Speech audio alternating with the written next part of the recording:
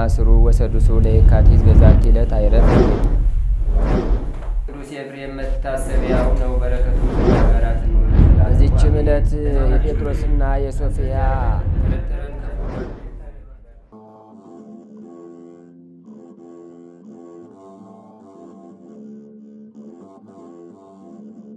በስመ አብ ወወልድ ወመንፈስ ቅዱስ አሐዱ አምላክ አማስሩ ወረብኡ ለወርሃ መጋቢት በዛቲ ዕለት ኮነ ተዝካረ ዕረፍቱ ለቅዱስ ቄርሎስ ሊቀ ጳጳሳት።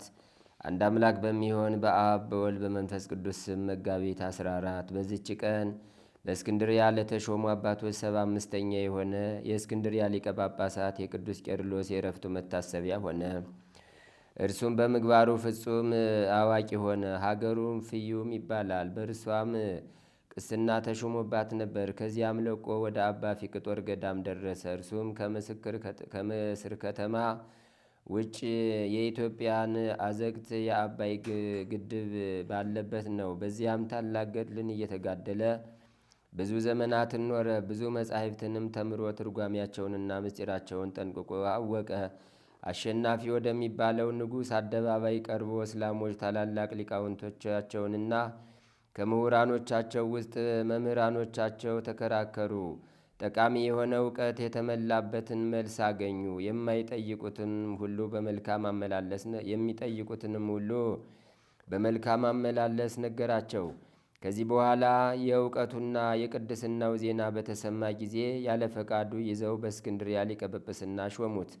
መንጋውንም ጠበቀ። በጸሎትና በቅዳሴ ያገለግሉ ዘንድ ለካህናት ሥርዓትንና መመሪያን ሠራ። ይህም አባት በሊቀ ጵጵስናው 7 ዓመታት ከ9 ወር ከ10 ቀኖች ኖረ። ከቀኑም በ3 ሰዓት አረፈ። በምስክርነት አደባባይም ተቀበረ። በጸሎቱ የምትገኝ በረከቱ ከእኛ ጋር ለዘላለሙ ትኑር አሜን። በዚህም ዕለት ከአረጋውያን ፍጹማን መነኮሳት ውስጥ አንዱ አባ ባጥል አረፈ።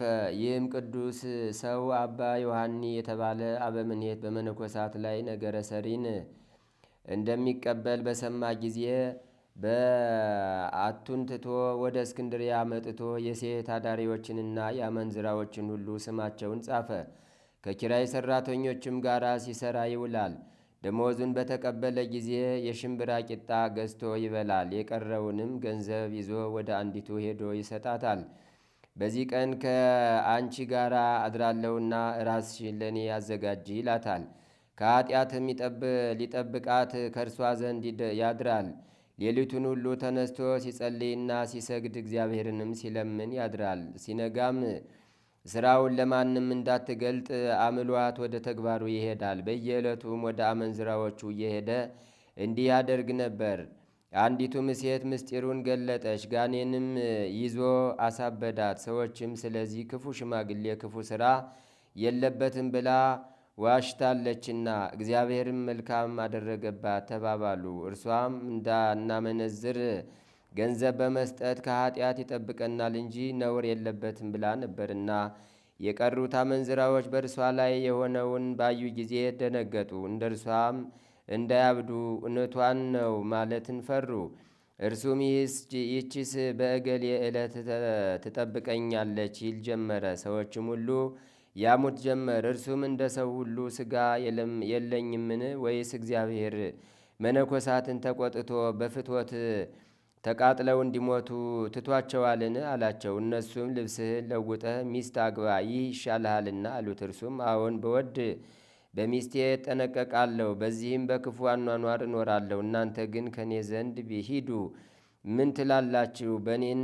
በእኔ ላይ እግዚአብሔር ፈራጆች አድርጓችኋልን? ይልቁንስ እናንተ እንዳይፈርድባችሁ ለራሳችሁ አስቡ። ፈራጅ አንድ ነውና ዕለቲቱም አንዲት ናትና አላቸው። ይህም ቅዱስ በእግዚአብሔር ዘንድ ተቀባይነትን አገኘ። በሰው ዘንድ ግን የተነቀፈ ሆኖ ኖረ። ከእርሱ ጥቅም ያገኙ አመንዝራዎችም ዝሙታቸውን ተዉ። ከእርሳቸውም ሕጋዊ ጋብቻ ተጋብቶ የኖረ አለ።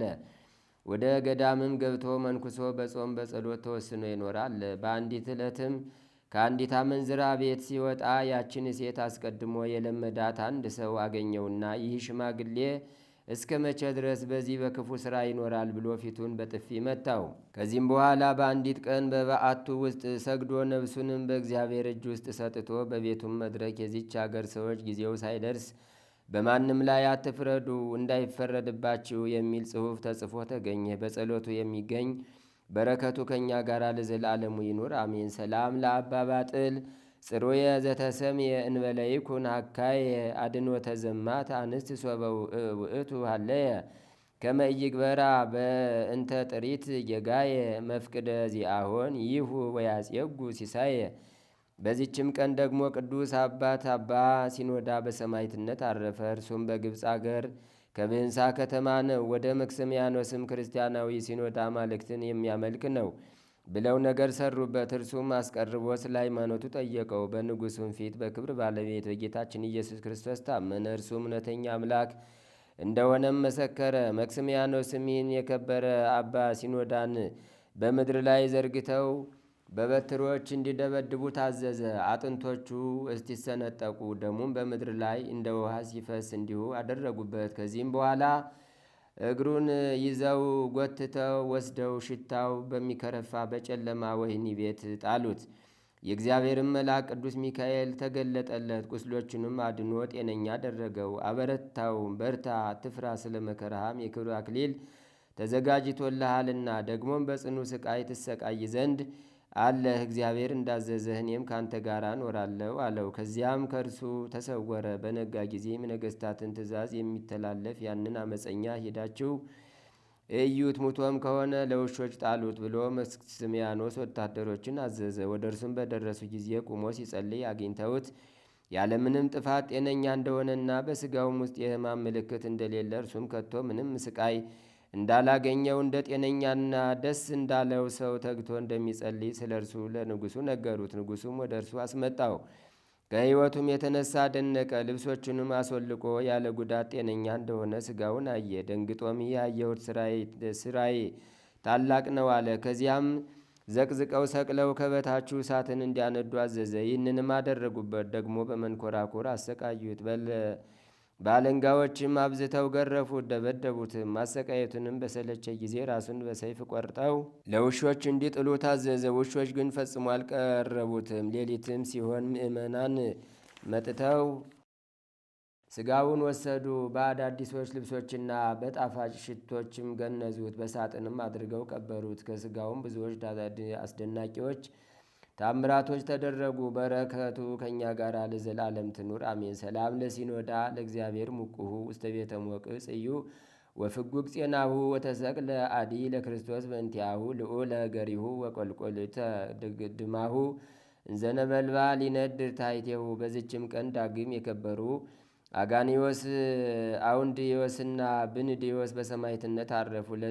እሊህም ቅዱሳን ከአባቶቻቸው ጀምሮ ክርስቲያኖች ናቸው። አምላካዊ ትምህርትንም ሁሉ የተማሩ ናቸው። በእግዚአብሔርም ሕግ ጸንተው ሲኖሩ የኢየሩሳሌም ሊቀ ጳጳሳት ቅዱስ አርሞስ መርጦ ኤጲስቆጶሳት አድርጎ ሾማቸው። ግን በታወቁ ቦታዎች ላይ አይደለም፣ በብዙዎች አገሮች ውስጥ እንዲሰብኩ ላካቸው እንጂ። በሀገሮችም ያሉ ከሃዲያን ያዟቸው፣ ያለ ርኅራኄም አብዝተው ገረፏቸው፣ በድንጋይም ወገሯቸው። ነፍሳቸውንም በጌታችን እጅ ሰጡ። በረከታቸውም ከእኛ ጋር ለዘላለሙ ትኑር አሜን። ሰላም ለአጋኔወስ ወለአውንድሪዮስ ካይቡ ወለብንድድዮስ ሳልሱ ውስተ ውልቆሙ ሀሳቡ በእንተ ዘጽኑ ህሎሙ ዘበሰማያት መዝገቡ በአኤባን ተወግሩ ወበምድር ተሰህቡ። በዚች ቀን ደግሞ ቅዱስ ቶማስ ሐዋርያ 7 ዓመት ያህል የጋኔን ግንኙነት ባስቸገራት በአንዲት ሴት ላይ ታምራትን አደረገ። ሐዋርያ ቶማስንም ባየችው ጊዜ ክርስቶስ ሐዋርያው ሆይ እጅግ ከሚያሰቃየኝ ጠላት አድነኝ ብላ ወደ እርሱ ጮኸች። እርሱም በምን ምክንያት አገኘሽ አላት። እርሷም ከመታጠቢያ ከውሽባ ቤት ስወጣ እንደ ሰው ድው ድው እያደረገ በመታወክ መጣ። ድምፁም ሰላላና ቀጭን ነው። በሴትና በወንድ ሥራ ሁሉ ነይ እርስ በርሳችን አንድ እንሁን አለኝ። በተኛውም ጊዜ በሌሊት መጥቶ ከኔ ጋር አንድ ሆነ። ብሸሽም አይተወኝም፣ መጥቶ ያሰቃየኛል እንጂ። እኔም ከጸሎት የተነሳ አጋንንት እንደሚንቀጠቀጡ አውቃለሁና ጸልይልኝ አድነኝም አለችው። ሐዋርያ ቶማስም ሰምቶ ጸለየ፣ ጋኔኑንም ከእርሷ እንዲወጣ አዘዘው። ያን ጊዜም በእሳትና በጢስ አምሳል ከሴቲቱ ላይ ወጥቶ ተበተነ። ከዚህ በኋላ በክርስቶስ መስቀል በላይዋ አማተበ፣ ሥጋውንና ደሙንም አቀበላት፣ ወደ ዘመዶቿም አሰናበታት። ልዩ የሆነች በረከቱም በሁላችን የክርስቲያን ወገኖች ላይ ትኑር ለዘላለሙ አሜን። ሰላም ለቶማስን ዘይገብር መድምመ እምነበሲት አግሂሶ ትድምርተ ጋኔን ህሱመ መንጽሔ ኃጢአት መጠዋ ሥጋ ወደመ በጊዜ ትቤሎ ሀበኒ ማኅተመ ከመላይሌ ይግ ባዳግመ። አንድ አምላክ በሚሆን በአብ በወልድ በመንፈስ ቅዱስ ስም መጋቢት 15 በዝች ቀን የከበረች ተጋዳይ መነኮሳይት ሳራ አረፈች። በዚችም ቀን ዳግመኛ የቅድስት አስጠራስዮስ ጮኛዋ የቅዱስ ሰለፍኮስ በሰማዕትነት አረፈ። በዚችም ዕለት ደግሞ ናሃብ ከሚባል አገር የሰማዕቱ የከበረ የአባ ሄልያኖስ መታሰቢያው ነው። ዛቅረብኩ ማሕሌተ ዘኪርያ ይላፈምን ለተጸምዱ ከዘልፈ ለላ አነብብ ተወከብ ዘንዴቴ መጽሐፈን ተረሰይ ከግዚኦ ጽዲቀ መበለት ውኩፈ እምላቡ ውላን ዘተርፈ ነቢያት ቅዱሳን ሐዋርያት ሰባኪያን ሰማዕታት ወጻድቃን ደናግል አዲ ወመነኮሳት ሄራን ባርኩ ባርኮ ጉባኤ ዛቲ መካን እስከ አረጋዊ ሊቅ ወንዑስ ሕፃን ለዘጸሐፎ በክርታስ ወለዛ ጻፎን ዘይደርስ ወለዛ አንበቦ ለተተርጎሞ በልሳን ሐዲስ ወለዘሰማ ቃሎ በዝነ መንፈስ በጸሎተሙ ማርያም አራቂተ ኩሉም ባይ ስውረ የመሐረነ ኢየሱስ ክርስቶስ ተአምር ዘገብረ እግዚእነ ወአምላክነ ወመድኃኒነ ኢየሱስ ክርስቶስ ሳህሉ ወምረቱ ያህሉ ምስለ ኩልነ ህዝበ ክርስቲያን ለዓለም ዓለም አሜን። ይቅርታው ቸርነቱ ለዘላለም በእውነት ለሁላችን ደርብንና ጌታችንና አምላካችን መድኃኒታችን ኢየሱስ ክርስቶስ ያደረገው ተአምሬ ነው። በዚያን ወራት ሳውል የሚባል ሰው ነበረ። እርሱም በጌታ ኢየሱስ ክርስቶስ ባመኑት ምእመናን ላይ መከራ ያጸናባቸው ነበር። ደቀ መዛሙርቱንም ሁሉ ለመግደል ያሳድዳቸው ነበር። ከዕለታትም በአንድ ቀን ወደ ሊቀ ካህናቱ ሄዶ በክርስቶስ እምነት ያሉትን ወንዶችም ሴቶችም ያገኘውን ሁሉ እያሰረ ኢየሩሳሌም ያመጣቸው ዘንድ በደማስቆ ላሉ ምኩራባት ሁሉ የፈቃድ ደብዳቤ እንዲጽፍለት ጠየቀ። ምእመናንን እያሳደደ የሚይዝበትንም የፈቃድ ደብዳቤ ይዞ ሲሄድ ደማስቆ ከሚባል አገር በደረሰ ጊዜ ድንገት በእርሱ ላይ ከሰማይ የብርሃን ጸዳል አንጸባረቀ። እርሱም ደንግጦ በምድር ላይ የወደቀ ጊዜ ሳውል ሳውል ለምን ታሳድደኛለህ የሚል ቃል ሰማ። እርሱም አቤቱ አንተ ማነህ አለው። ጌታም ከዋልሁበት አላድርም ካደርኩበትም አልውልም የምትለኝ እኔ ናዝሬቱ ኢየሱስ ነኝ። ዳሩ ግን የሾለውን ብረት ብትረግጠው ጉዳቱ የራስህ እንጂ ነው አለው። ጳውሎስም ከቃሉ ግርማ የተነሳ እየፈራና እየተንቀጠቀጠ አቤቱ ምን ላደርግ ዘንድ ይገባኛል አለው። ጌታ ኢየሱስ ክርስቶስም ተነስተህ ወደ ከተማ ግባና ታደርገው ዘንድ የሚገባን በዚያ ይነግሩሃል አለው። ከእርሱም ጋር ቆመው የነበሩ ሰዎች ንግግሩን ይሰማሉ። ነገር ግን በዓይናቸው የሚያዩት ነገር አልነበረም። ሳኦልም ከወደቀበት ተነሳና ዓይኑ ተገልጦ ሳለ ማየት አልቻለም። ሰዎቹም እየመሩት ወደ ደማስቆ ይዘውት ገቡ። በዚያም እህል ሳይበላ ውሃም ሳይጠጣ ለ3 ቀን ያህል ተቀመጠ። በዚያም በደማስቆ ከ70 አርድእት ወገን የሚሆን ሐናንያ የሚባል አንድ ሰው ነበረ። ጌታ ኢየሱስ ክርስቶስም ሐናንያ ሆይ አለው። እርሱም አቤት ጌታዬ እንሆን አለ። ጌታ ኢየሱስ ክርስቶስም ተነስተ ስሟ ቅን በምትባል ጎዳና በቤተሳይዳ የጠርሴስ ሀገር ሰው የሚሆነውን ጳውሎስ የሚባል ሰው ፈልግ፣ እነሆ እርሱ በአሁኗ ሰዓት በዚያ እየጸለየ ነውና አለው። ጳውሎስም እየጸለየ ሳለ ጌታ ሐናንያን ተመስሎ በራእይ ታየው። ወደ እርሱም ገብቶ ብርሃን ያይ ዘንድ እጁን ሲጭንበት ተገለጠለት።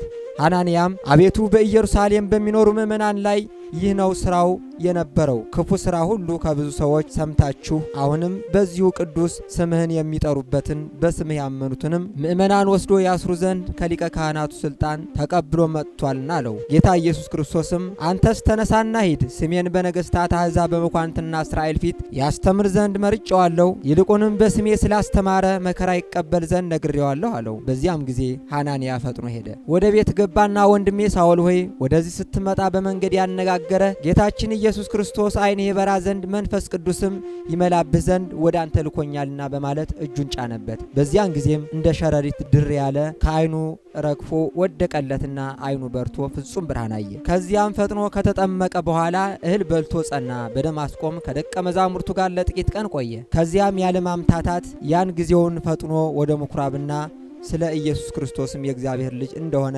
እየመሰከረ ማስተማር ጀመረ። የሰሙትና ያዩትም ሁሉ ይህ በኢየሩሳሌም የክርስቶስ ስም የሚጠሩትን ሁሉ ከዋሉበት አላሳድር ካደሩበትም አላውድም እያለ ሲያሳዳቸው የነበረ አይደለምን? ይልቁንም ከሊቀ ካህናቱ የማሳደጃ ደብዳቤ እያመጣ ምእመናን ወደ ኢየሩሳሌም እየወሰደ የሚያስራቸው የነበረው አይደለምን? በማለት ፈጽመው አደነቁ። ጳውሎስ ግን በደማስቆ ያሉትን አይሁዶች እየተከራከረ ምላሽ ያሳጣቸው ጀመር። ከዕለት ወደ ዕለትም ጸጋ እግዚአብሔር እየጨመረለት ሄደ። ይቅርታውና ቸርነቱ ለዘላለም ይደርብን። የአባታችን የሐዋርያው የቅዱስ ጳውሎስ ረድኤትና በረከት በሁላችን በሕዝበ ክርስቲያን ላይ ጸንቶ ይኑር ለዘላለሙ አሜን። በዚህ በአብይ ጾም ያሉ ሳምንታትን ከፋፍሎና ሰይሞ የሰየመበትን ምክንያት እጅግ አስገራሚ ከነገረ መለኮት ከነገረ ዶግማ እንዲሁም ደግሞ ከነገረ እግዚአብሔርና ከሥርዓተ ቤተክርስቲያን አንጻር እጅግ ክት በሆነ መንገድ ቤተክርስቲያኒቷ ስርዓት እንዲኖራት አድርጓታል። ታዲያ የዛሬውን ቀን ቅዱስ ያሬድ ገብርኄር ብሎታል። ምን ብሎታል? ገብርኄር ብሎታል። ክርስቲያኖች ይህ ቃል የተጻፈው በማቴዎስ ወንጌል ምዕራፍ 25 ቁጥር 15 ጀምሮ ነው። አሁን ከዚህ ስንበተን ወደ ቤታችን ስንገባ ቤተክርስቲያን ዛሬ ምን አስተማረችን ቢባል ስለ ገብርኄርና ስለ ታማኝ አገልጋይ አስተምራናለች ብለን እንመሰክር ዘንድ ስለሚያስፈልግ ነው። በዚህ ትምህርታችን እውነት ለመናገር ስለ አገልጋዮች እንማር ስንል ምናልባት ጥቁር ራስ ስለሆኑትና ብዙ አገልግሎት ስለሚበዛባቸው ስለ ሊቃነ ጳጳሳት አሊያም ስለ ቀሳውስት ደግሞም ስለ ዲያቆናት ብቻ እንዳይመስላችሁ። እኛ ሁላችን የማን አገልጋዮች ነን? የእግዚአብሔር አገልጋዮች ነን።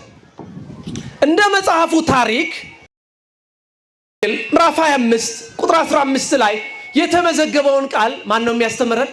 እግዚአብሔር ያስተምራል። የቤተ ክርስቲያኒቷ የውጭም የውስጥም ትምህርት ሰው ይናገራል ተብሎ አይታሰብም። የሚያስተምር ማን ነው? እግዚአብሔር ነው።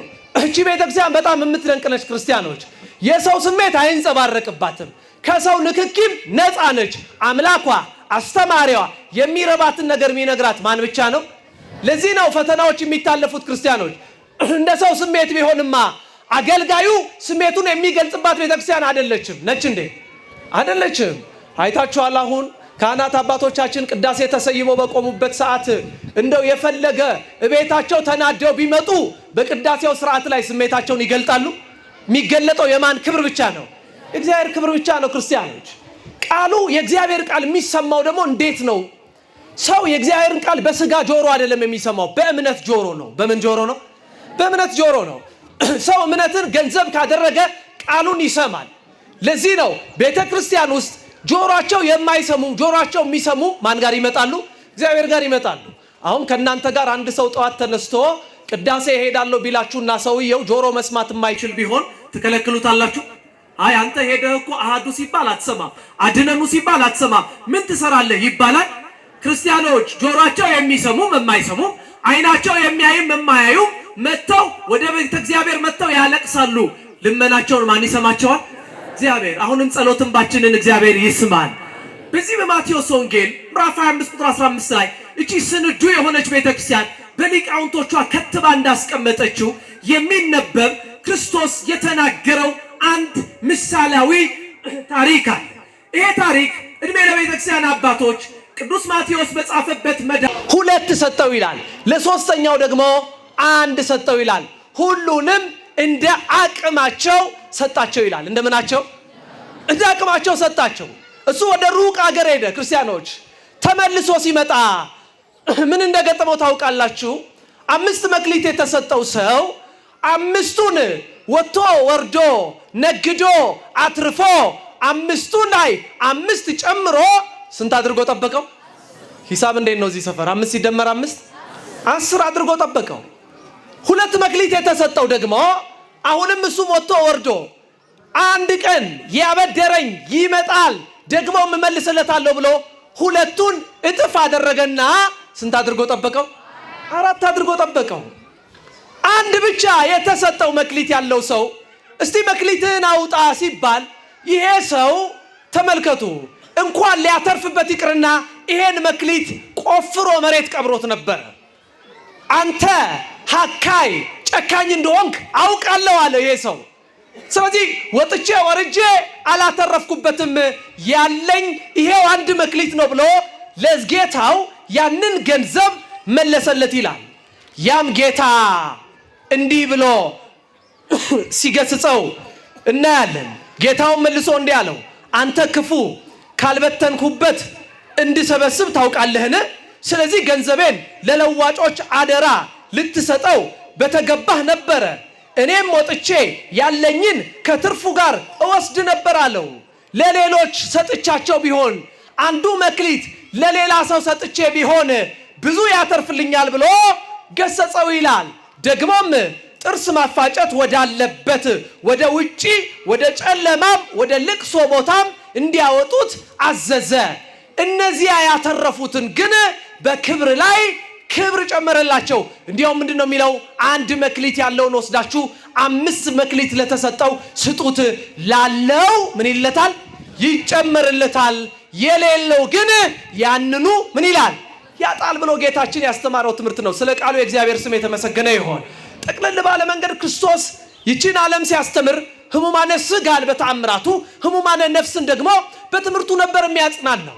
በተለይ ህሙማነ ነፍስ የተባሉት መግቢያ መውጫው ጠፍቶባቸው ማጣፊያው ጠፍቶባቸው ተስፋ በቆረጡበት ወቅት ቃሉን እየነገረ ያጽናናቸው ነበር። አምላካችን እግዚአብሔር በቃሉ እንዲያጽናናን ፈቃዱ ይሁንልን። የኦርቶዶክስ ቤተክርስቲያን መጽሐፍ ቅዱስን ታነባለች፣ ትተረጉማለች፣ ምስጢርን አውጥታ ለምእመናን ታስተምራለች። ክርስቲያኖች እነዚህ 5 መክሊት የተባሉት ምንድን ናቸው? እኔና እናንተ ጋስ ያለ መክሊት ምንድን ነው? ከኛስ ምን ይጠበቃል የሚለውን በጣም ባጭሩ ተምረን እንጠቀልላለን። የሰራዊት ጌታ እግዚአብሔር ከሁላችንም ጋር ይሁንልን። የዚያ ወደ ሩቅ አገር ሄዳለሁ ብሎ የተነሳው የገንዘቡ የመክሊቱ ባለቤት እግዚአብሔር ነው። ማን ነው አልኳችሁ? እግዚአብሔር ነው ባለመክሊቱ። ሁሉ በእጁ የሆነ ሁሉ ማስተዳደር የሚችል ዓለምን የፈጠረ ዓለምንም እያስተዳደረ ያለ ዓለምንም የሚያሳልፍ ማን ብቻ ነው? እግዚአብሔር ነው። ሁሉን የሚያስተምርም እሱ ነው። በዚህ በትንቢተ ኤርምያስ ምዕራፍ 48 ቁጥር 17 ላይ እኔ የሚረባህን ነገር የምነግርህ በቀናውን መንገድ የምመራህ እኔ እግዚአብሔር ነኝ ይላል። ስለዚህ አምላካችን አጽናኛችን ማን ብቻ ነው? እግዚአብሔር ነው። ይሄ አምላክ ደግሞ ስጦታን የለገሰ አምላክ ደግሞ መልካም ነው። ምንድን ነው? መልካም ነው።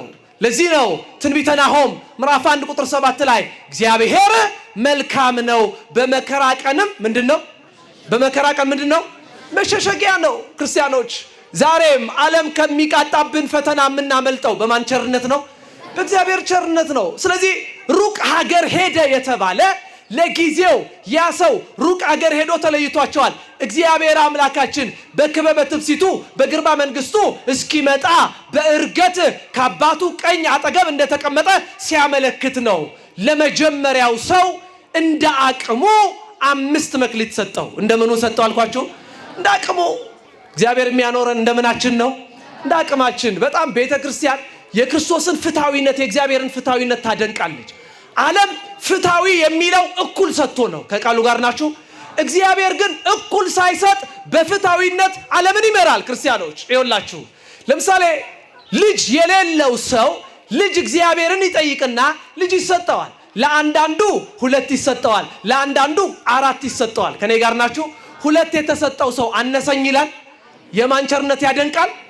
ይኸውላችሁ እግዚአብሔር የሚሰጠን ጉዳዩ ከቁጥሩ ሳይሆን ከበረከቱ ነው። ስለዚህ እንደ አቅማችን ሁሉን ነገር ሰጥቶናል። ክርስቲያኖች አዎ እንመጣበታለን። ከኛ ምን ይጠበቃል የሚለው የመጀመሪያው 5 መክሊት ተሰጠው። ስንት መክሊት?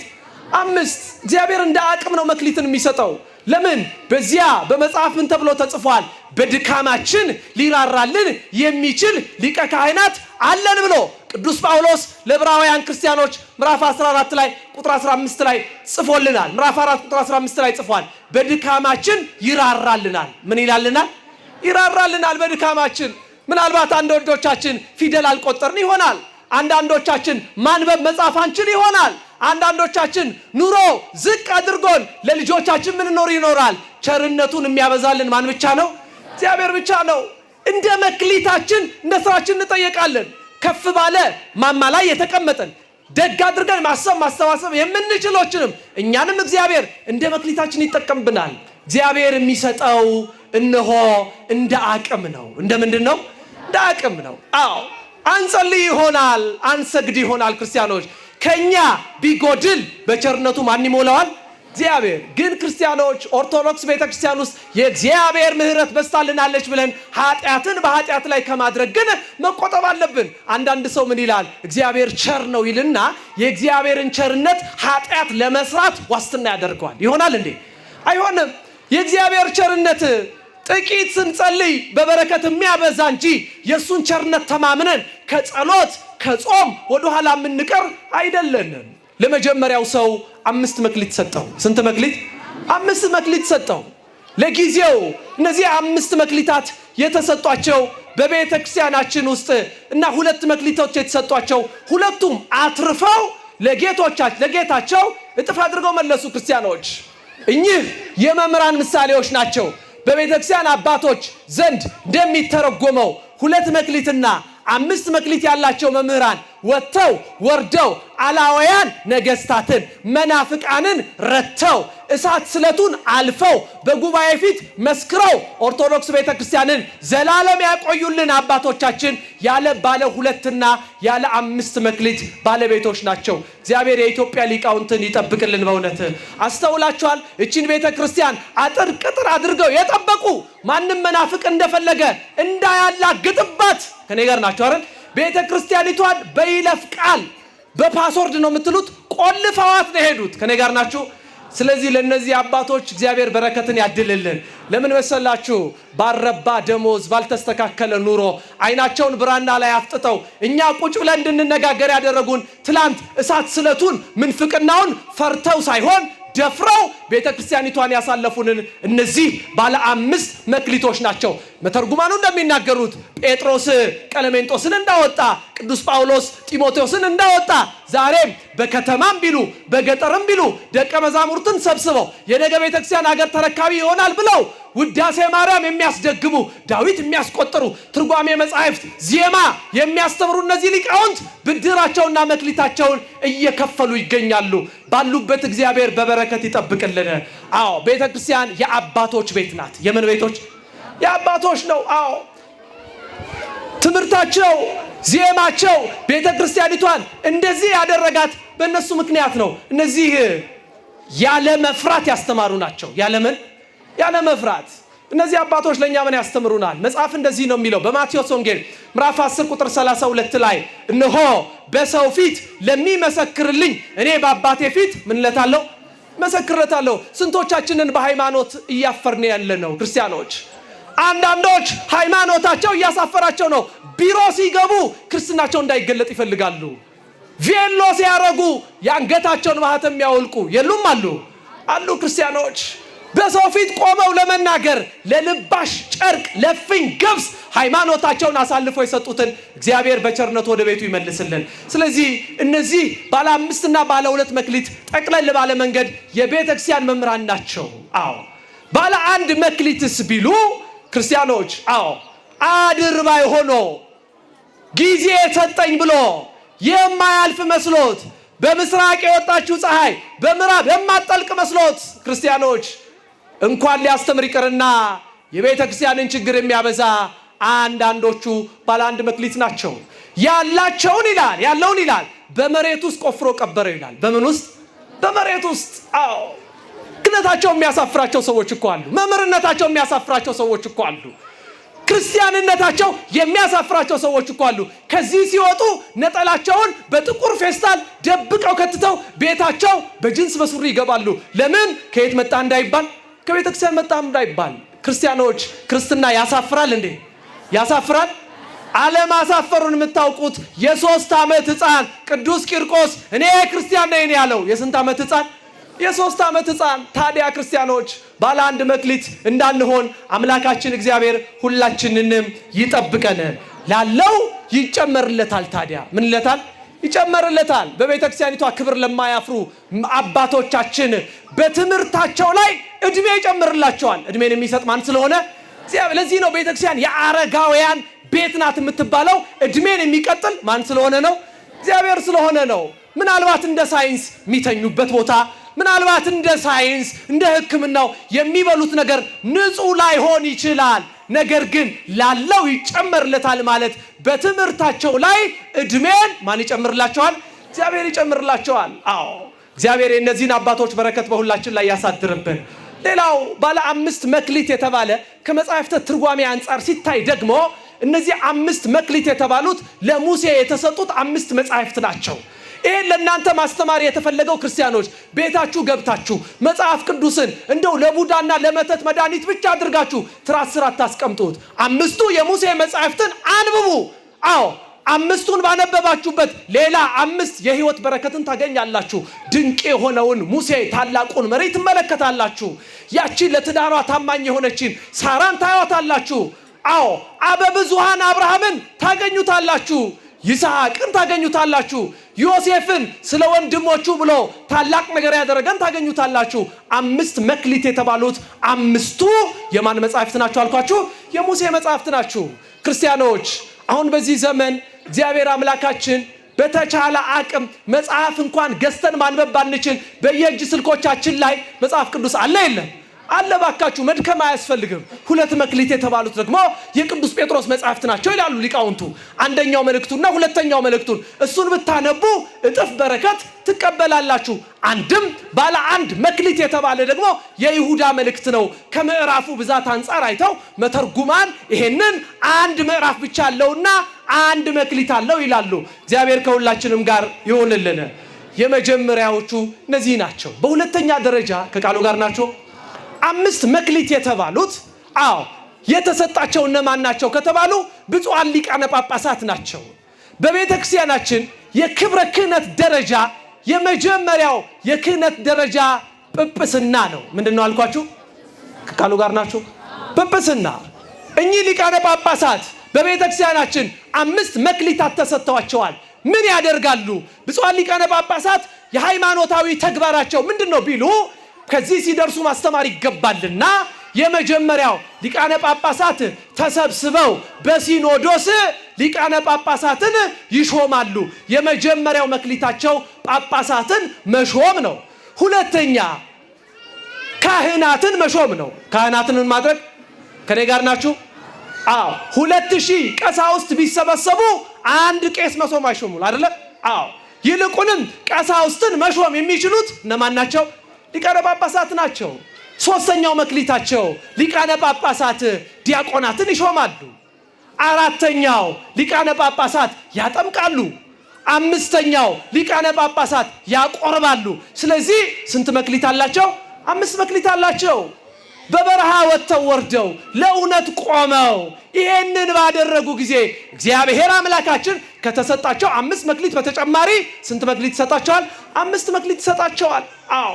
መጽሐፍ እንደዚህ ነው የሚለው በዚህ በሐዋርያት ሥራ ምዕራፍ 20 ቁጥር 28 ላይ እነሆ እናንተን ሊቃነ ጳጳሳት አድርጎ ሾሟቸዋልና ለራሳችሁና ለመንጋው ምን በሉ ይላል? ተጠንቀቁ ይላል። እግዚአብሔር አምላካችን የሊቃነ ጳጳሳቱን በረከት በየሀገረ ስብከታቸውም ጸንተው እንዲቆዩ ቅዱስና መልካም ፈቃዱ ይሆንልን። ሁለተኞቹ ደግሞ 2 መክሊት የተሰጣቸው ናቸው። ስንት መክሊት? 2 መክሊት የተሰጣቸው ወጥተው ወርደው የሚያስተምሩ አባቶቻችን ቀሳውስት ናቸው። በእጃቸው ምን ይይዛሉ? ጮክ በሉ። የለም እንዴ? መስቀል። ታውቃላችሁ ቤተክርስቲያኒቷ የክህነት ክብሯ ትልቅ እንደሆነ የምታውቁት አሁን ቅዳሴው ካለቀ በኋላ የቀደሱት አባት በእጅ ነው የሚያሳልሟችሁ ወይስ በመስቀል ነው? የቀደሱት ካህን ያልኩት በምንድን ነው የሚያሳልሟቸው? በእጃቸው ነው። ምን እንደሆነ ታውቃላችሁ ክርስቲያኖች? ስጋ መለኮት በቆረሱበት ደመ መለኮት ባፈሰሱበት እጃቸው የካህኑ መስቀል የካህኑ እጅ መስቀልን ይተካል። ምንን ይተካል? መስቀልን ይተካል። ይሄን ያህል ነው። አባ ሕርያቆስ እንደተናገረው ነው። አየነው፣ ዳሰስነው፣ አብረን ምን አለን አለ? በላን፣ ከዚያስ ጠጣን አሉ። እነዚህ ካህናት 2 መክሊት አላቸው። ስንት መክሊት? 2 መክሊት። ጌታ መክሊት 2 ብቻ አላለም፣ ትንሹን መናገሩ ነው። የማጥመቅና የማቁረብ ስልጣን የማን ነው? የካህናት ነው። እነዚህን 2 ነገሮች ዲያቆናትም ቢሆን አያደርጓቸውም። ስለዚህ ባለ 2 መክሊት ከተባሉ ከብፁዓን አባቶቻችን ካህናት በረከት እንድንቀበል ሁላችንንም እግዚአብሔር አምላካችን ይርዳን። ሶስተኛ ባለ 1 መክሊት የተባለ ዲያቆን ነው። ምንድነው አልኳችሁ? ዲያቆን ይሄንም እናስተምራችሁ ልጆቻችሁን ድቁና ቅስና ሻል ሲልም ደግሞ ጵጵስና እንድታደርሷቸው ነው። ይቺ አንድ ዲያቆን ያለው መክሊት ምንድነው ቢሉ ተልእኮ ነው፣ መታዘዝ ነው፣ እሺ ማለት ነው፣ ፍም ማፈም ነው። አዎ አትሮንስ መዘርጋት ነው፣ መጽሐፍ መክፈት ነው፣ መላላክ ነው፣ ተንሱ ለጸሎት ማለት ነው። ተልእኮውን እንዲፈጽም እግዚአብሔር አምላካችን ይርዳል። የሚገርማችሁ ቤተክርስቲያኒቷ በጣም ድንቅ ቤተክርስቲያን መሆኑን የምታውቋት የተላላካትን አስሬ ተንሱ እያለ ካህኑን የሚራዳውን ይህንን ለተልእኮ ምስጢር የሚፋጠነውን ዲያቆኑን በቅዳሴያችን ላይ ካህኑ ይመርቀዋል። ምን ይለዋል? ይመርቀዋል። ይኸውላችሁ እናንተ ላትሰሙ ትችላላችሁ እንጂ አንድ ዲያቆን ቀድሶ ሲወጣ ካህንና ቄስ የሚሆንበትን ስልጣን በካህኑ አማካኝነት ተመርቆ ነው የሚወጣው። ምን ይላል መሰላችሁ? ይህንን ከኔ ጋር የተራዳኝን ዲያቆን ወደኛ ወደሚሆን ወደ ሥርዓተ ክህነት ከፍ አድርገው ይላል። ምን አድርገው? ከፍ አድርገው። የዚች ድንቅ ቤተክርስቲያን አባል ስላደረገን ስሙ የተመሰገነ ይሁን።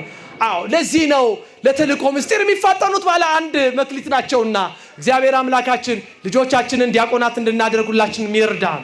ክርስቲያኖች ይህ ስለ አገልጋዮች የተጻፈ ታላቅ ቃል ነው። የኛስ መክሊት ምን ይሆን? ክርስቲያኖች የመጨረሻው መልእክትን ተናግረን ትምህርታችንን እንጨርስ። አንዳንዶቻችን 5 መክሊት ተሰጥቶናል። አንዳንዶቻችን 2 መክሊት ተሰጥቶናል። አንዳንዶቻችን 1 መክሊት ብቻ ተሰጥቶናል። የምእመናን መክሊት ምንድን ነው ቢሉ ክርስቲያኖች በዚህ ዘመን ልጆቻችን መክሊቶቻችን ናቸው። ምኖቻችን? ልጆቻችን። አዎ ልጆቻችን የኛ መክሊቶች ናቸው። ስንቶቻችን ታዲያ በልጆቻችን አትርፈናል ነው ወይስ ባልወለድኩ ይሻል ነበር እየተባለ የሚረገም ልጅ ነው ያለን? ክርስቲያኖች በዚህ ዘመን ለሃይማኖትም ለሀገርም የሚጠቅሙ ልጆችን ማን ያድለን? ለምን መጽሐፍ እንደዚህ ነው የሚለው? ልጆች የማን ስጦታዎች ናቸው? የእግዚአብሔር ስጦታዎች ናቸው፣ መክሊቶች ናቸው የምንለው ለዚህ ነው ክርስቲያኖች። አዎ እንጂ እኛ መክሊቶቻችንን የማንጠብቅ ከሆነ ስርዓት የሌለው መረን የሌለው ትውልድ እየተፈጠረ ያለው እኮ ለዚህ ነው። ሌላ ምንም ምክንያት የለውም። በእርግጥ ይሄ መጽሐፍ እንዲህ ብሎ ነው የሚናገረው። በዚህ በመጽሐፈ ምሳሌ ምዕራፍ 29 ቁጥር 15 ላይ ከኔ ጋር ናችሁ? እስቲ በሉ ያልተቀጣ ብላቴና በሉ። ያልተቀጣ ብላቴና እናቱን ያሳፍራል። ማንን ያሳፍራል? እግዚአብሔር ከዚህ ያውጣል። እናት ቤተክርስቲያን እኮ ዛሬ ባልተቀጡ ልጆቿ አፍራለች። እናት ወላጅ እኮ አፍራለች። ክርስቲያኖች የምንሰማውን ጉድ እግዚአብሔር ከኛ ያርቅልን። ግን በሃይማኖት እንቅጣቸው፣ በምግባር እናርቃቸው። መክሊቶቻችን ናቸው፣ እንጠየቃለን። ክርስቲያኖች በሰማይ እኮ አዎ ለትውልዱ መውደቅ ማን ነው ምክንያቱ ቢሉ ወላጅ የመጀመሪያውን አስተዋጽኦ ይይዛል። አዎ በመክሊቶቻችን እንድንጠቀም አምላካችን እግዚአብሔር ይርዳን። ሃይማኖት ቢለውጡ እነሱ ናቸው። አዎ ይተኙ ብላችሁ እናንተ ብቻችሁን ቅዳሴ ትመጣላችሁ። ለምን? አዎ እናንተ አስቀድሳችሁ ስትሄዱ እሱ ስፖርት እየሰራ ይጠብቃችኋል። ለምን? ክርስቲያኖች እቺ ሃይማኖት እኮ እንደውም አንዳንዶቹ እኮ አፍ አውጥተው እኮ ሊከራከሩን ይፈልጋሉ አይደል? እናቴ እስከዛሬ ስትጠጪው የነበረው ጽዋ እኮ እንደው ሞኝ ነሽ ይሏታል። ምን ለምን ምጥ አስተማረች ይባላል? ጥሩ ተረቱን ታውቁታላችሁ። ሃይማኖት ሊያስተምሩን ይፈልጋሉ። በዚህ በትንቢተ ኤርምያስ ምዕራፍ 6 ቁጥር 16 ላይ የቀደመችውን መንገድ ተመልከቱ ይላል። ምን ያለችውን መንገድ? የቀደመችውን መንገድ አስተምሯቸው። አዎ ትምህርት ቤታቸው ውለው ሲመጡ ሃይማኖታቸው እንዴት እንደሆነ ጠይቁ።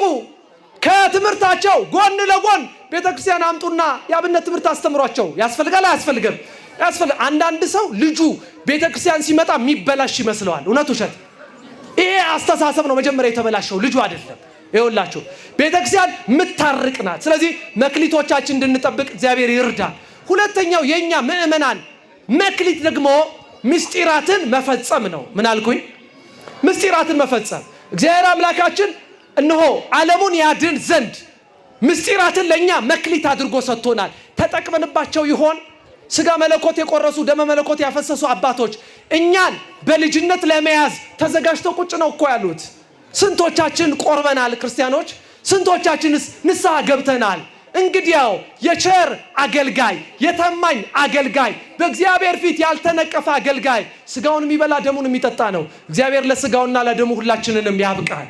አዎ ብዙዎቻችን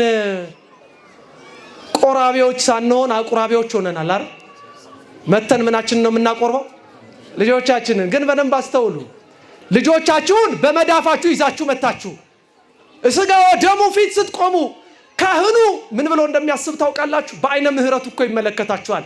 ልጅሽስ ዛሬ ቆርባለች፣ ያንቺ የመቁረቢያ ቀን መቼ ይሆን ብሎ በአይነ ምህረቱ ይመለከታል። ክርስቲያኖች እኛ እዚህ ቤተክርስቲያን እያስቀደስን 30 ዓመት እንድንቆይ ቤተክርስቲያን አትፈልግም። ወይም አስቀዳሽ የሚባል ሞያ የለም። እያስቀደሱ ምን ማድረግ ያስፈልጋል? መቁረብ ያስፈልጋል። ሰው ንስሐ ግባ አብርሃም ሲባል ምን ይላል መሰላችሁ? እንደው ምን ካህን አለ ይላል በዚህ ዘመናት። ምን ዲያቆን አለ? እንደው ምን ጳጳስ አለ? ምን ግባ ሲባል አሁን እናንተ ከቤታችሁ ወጣችሁ ቆሻሻ ልጥሎ ወጣችሁ ገንዳ ታማርጣላችሁ። እንደው እቺን ቆሻሻዬን እዚህ ገንዳ ውስጥ ብጥላት ታሳዝነኛለች ይባላል። አባቶቻችን እኮ የኛን ኃጢአት ለመቀበል በእግዚአብሔር ፊት ስለሚቆሙ ክርስቲያኖች ንስሐ አባት ካለመያዝ እግዚአብሔር አምላካችን ይሰውረን። ስለዚህ ምስጢራትን መሳተፍ መቻል አለብን። ለምን? መጽሐፍ ስለሚል ስጋዬን የበላ ደሜን የጠጣ የምን ሕይወት አለው? አቤት የቤተክርስቲያን ትምህርቷ እንጂ መፈክሯ ሞቷ አይደለም። ክርስቲያኖች አንዳንድ ሰው አለመቁረብ በራሱ ጽድቅ የሚመስለው ሰው አለ። ግን እስቲ ሁላችሁም ይሄን ቃል ተናገሩ። አለመቁረብ ነው ኃጢአት ነው። በድፍረት መቁረብም ምንድን ነው? ይኸውላችሁ አለመቁረብ በራሱ ኃጢአት ነው። ለምን? ስጋዬን ብሉ ደሜን ጠጡ ብሏል። እስቲ ራሳችንን እንየው። የተሰጠንን መክሊት ለመጨረሻ ጊዜ የተቀበልነውና የቆረብነው መቼ ይሆን? አንዳንዶቻችሁ የቤተ መቅደሱን የውስጥ ቀለም አታውቁትም። ይህን በድፍረት እንናገራለን። ለምን? ክርስቲያኖች የስጋው ወደሙ የሥርዓተ ቅዳሴው ዋና ዓላማ ታማኝነት የምናደርገው ስጋውን ስንበላ ደሙን ስንጠጣ ነው። አለመቁረብ ኃጢአት ነው። አይ እከሌ ተቀብላለች፣ እከሌ ደግሳ ነጭ ለብሳ ተቀብላለች ብላችሁ ያለ ንስሐ ደግሞ ብትቀርቡ ክርስቲያኖች እንኳን እናንተ ይቅርና ካህኑ ኃላፊነቱን አይወስድም። አይደለ እንዴ? ደፍራችሁ ወደ ክርስቶስ ስጋና ደም ብትቀርቡ ለመተላለፋችሁ እኔ በደል የለብኝም ብሎ ምኑን ይታጠባል? እጁን ይታጠባል። ክርስቲያኖች እንዲህ ስትባሉ ክርስቲያኖች ታዲያ እንዴት ሆነን እንቀበል? በድፍረት እንዳትቀበሉ። ካልተቀበላችሁ ኃጢአት ነው ከተባልን ደፋሮቹን የሚያረጋጋ አንቀበልም ያሉትን ደግሞ መንፈሳቸውን ከፍ የሚያደርግ ንስሐ አለ። ምን አለ? ንስሐ አለ። በካህናት አባቶቻችን ስልጣን የተያዘ የማሰርና የመፍታትን ስልጣን እግዚአብሔር ሰጥቷቸዋል። ወደ ንስሐ ቀርበን ስጋው እንድንበላ ደሙ እንድንጠጣ አምላካችን እግዚአብሔር ይርዳን። አምላካችን መድኃኒታችን ኢየሱስ ክርስቶስ የሰማነውን በልቡናችን ይጻፍብን፣ ከቅዱሳን ረድኤት በረከት ያሳትፈን። ሰላም ያሳደር አምላክ ሰላም ቀን ያውለን። አቡነ ዘበሰማያት ይትቀደስ ስምከ ትምጻእ መንግሥትከ ወይኩን ፈቃድከ በከመ በሰማይ ከማሁ በምድር ሲሳየነ ዘለለ ዕለትነ ሀበነ ዮም ወኅድግ ለነ አበሳነ ወጌጋየነ ከመ ንሕነኒ ንኅድግ ለዘአበሰ ለነ የታበአነ እግዚኦ ውስተ መንሱት አላ አድኅነነ ወባልሐነም ኩሉ ኩይስ መዚያ ከይእቲ መንግሥት ኃይል ወስብሐት ለዓለመ ዓለም። በሰላመ ቅዱስ ገብርኤል መልአክ ወእግዝእትየ ማርያም ሰላም ለኪ ድንግል በሕሊናኪ ወድንግል በሥጋኪ እም እግዚአብሔር ጸባኦት ሰላም ለኪ ብሩክት አንቲ እምአንስት ወቡሩክ ፍሬ ከርስኪ ተፈሥሒ ፍሥሕት ኦ ምልዕተ ጸጋ እግዚአብሔር ምስሌኪ ሰአሊ ወጸልዪ ምህረታ በፍቅር ወልድኪ ኢየሱስ ክርስቶስ ከመ ይሥራይ ለነ ኃጣውኢነ ተማኅፀነ ብኪ ኦ ተወካፌ ንስሐ ወሰራይ ኃጢአት ኢየሱስ ክርስቶስ ስረይ ኃጢአቴ ወኃጢአተ ኩሉ ሕዝብ ከማይሠራ ኃጢአት እግዚአብሔር ይፍታ። ንቁ ሚዲያ ለተመልካቾቹ ከሚያደርሳቸው ዕለታዊ ሳምንታዊና ወርሃዊ ዝግጅቶች መካከል የየዕለቱን ስንክሳር ወርሃዊና ዓመታዊ የቅዱሳን ገላትና ድርሳናትን በኢትዮ ማህበር የዩቲዩብ ቻናል ያቀርባል። የየዕለቱን ስንክሳር ባሉበት ሆነው በማድመጥ እንዲሁም ወርሃዊና ዓመታዊ የቅዱሳንን ዜና ሕይወታቸውን በማድመጥ ከቅዱሳኑ በረከትና ረድኤት እንዲያገኙ ንቁ ሚዲያ የሁል ጊዜ ምኞቱ ነው። በየዕለቱ የሚለቀቁ ዜና ቅዱሳንን ላይክ፣ ሼርና ሰብስክራይብ በማድረግ አገልግሎቱን ይደግፉ። ንቁ ሚዲያ ርቱ የቤተ ክርስቲያን ልሳን